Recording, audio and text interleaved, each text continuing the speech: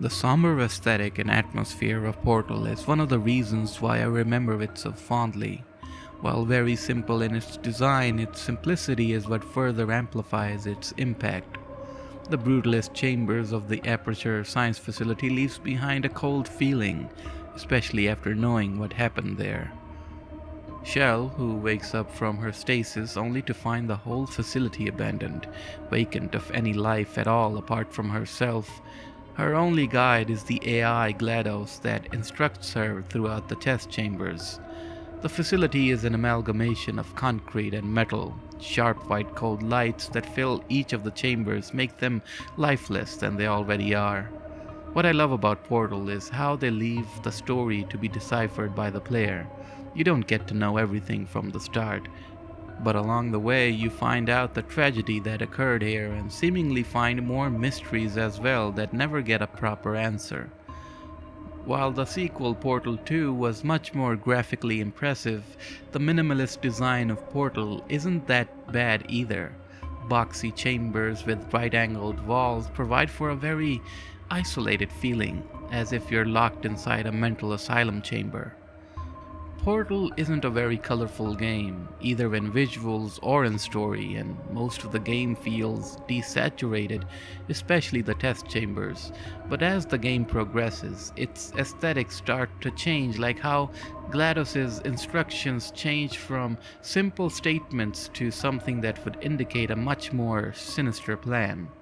As soon as she starts to sound a little more threatening, a new sort of material starts showing up in the maps. These dark-colored metal walls, and they keep appearing more in the chambers as GLaDOS's statements start to get more dire. One of the things I really liked was the single-point lighting style in some of the rooms. While most of the chambers are equally lit up, in some places you can see these shadows cast from the architecture that feels very cold and depressing. Right around the middle, you notice one of the chamber wall protruding. Behind it, we discover this rusty, metallic, and almost nightmarish place, and all of a sudden, a new color palette is added to the mix. Here, we see Doug Ratman's scribbles on the walls and floors, something that we start to see more of as the game progresses. This sort of story, where you never get to meet that character but see their impact on the game's world, always fascinated me, because it was intriguing and ominous at the same time. In the games, we never come face to face with Ratman, but his presence is always felt. The first time I ever played Portal, I had a gut feeling that I'll turn around and catch him from the corner of my eye, but unfortunately that's not the case. He just doesn't appear in the game. And along with this discovery, it feels like a revelation, like a curtain that's been lifted. From what seemed like a neat and clean facility at face value, it hides mechanical body parts and dark and dingy interiors that you're not supposed to see. This almost feels like breaking out of the intended game world and going to places you're not supposed to be in. With its moving mechanical parts and architecture, it almost feels like these are GLaDOS's body parts, who's been running the facility on her own for so long. Then there's the empty offices as well that further add to the already mysterious mood of the game. The last third of the game feels like a mechanical nightmare. Gigantic rooms and strangely lit back rooms make it feel like you're going through hell or something.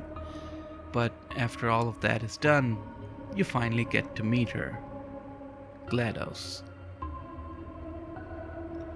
Thanks so much for watching, and a big thanks to these benefactors for supporting the channel. If you didn't know, I was gifted 300 memberships on my Opposing Force stream, and now I don't know how to shout out each and every single one of them. It might take me more than 5 minutes, so here's a wall of text instead. Thanks again, and see you in the next one.